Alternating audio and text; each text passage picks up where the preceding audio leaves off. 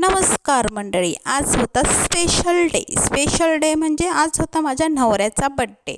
So त्यांना केकपेक्षा गोव्यातल्या लोकांना मासेच जास्त आवडतात. सो म्हटलं मासे आवडतात, चला तर आज आपण मासेच बनवूया घरी.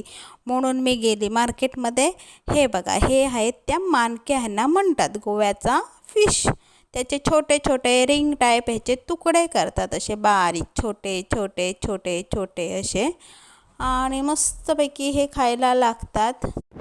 हे भाजल्यावरती म्हणजे फ्राय केल्यावरती खूपच छान असे लागतात. माझ्या छोट्या मुलाला तर एवढे आवडतात ना, तो मग भात काही जेवत नाही, तो असेच खातो.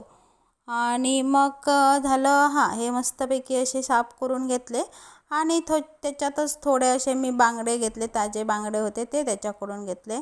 घरी आले, मस्तपैकी स्वच्छ दोनदा पाण्याने धुतले, मीठ घातला, मसाला घातला, त्याच्यामध्ये हळद घातली, कोकमचं पाणी घातलं आणि 10 मिनटं ठेवली मी हे.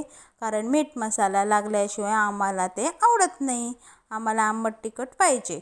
म्हणून मी मस्तपैकी हे काय केले, ठेवली 10 मिनटं. त्याच्यानंतर मी हे फ्राय करायला ठेवले.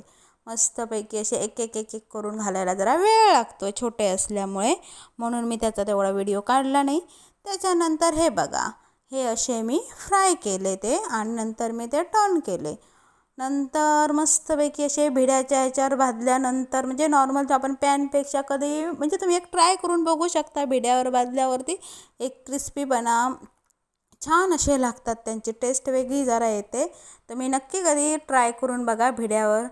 भिड्यावरची टेस्ट वेगळी लागते, मला तर वेगळी लागते. सो तुम्ही ट्राय करून बघा, असं मी सजेशन देते. नंतर ते झालं, त्याच्यानंतर म्हटलं चला थोडे बांगडे भाजून घेऊया. मला बांगडे पण भाजायचे होते, त्यामुळे पटापटा म्हटलं चला एक एक एक एक एक एक करून घेऊया आम्ही. म्हणून मी बांगडे भाजायला घेतले. बांगडे जास्त पीस काय भाजले नाही, कारण त्या माणक्या भाजलेल्या होत्या, त्यामुळे थोडेसे 4-5 पीस मी बांगड्याचे भाजून घेतले. ह्याच्यामध्ये हे बघा, रवा लावला, मस्तपैकी आला लसूण पेस्ट लावली छानपैकी.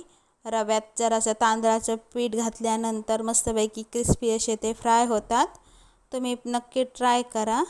आणि नंतर तुम्हाला जर माझा व्हिडिओ आवडत असेल तर लाईक करा, शेअर करा आणि कमेंट करा, आणि सबस्क्राईब करायला विसरू नका. नंतर आम्ही आणला केक आणल्यानंतर आम्ही तो सगळ्यांनी मिळून मग कट केला मस्तपैकी असा. ते तुम्हाला दाखवते मी. हे बघा, हा एक केक, आणि हे आमचं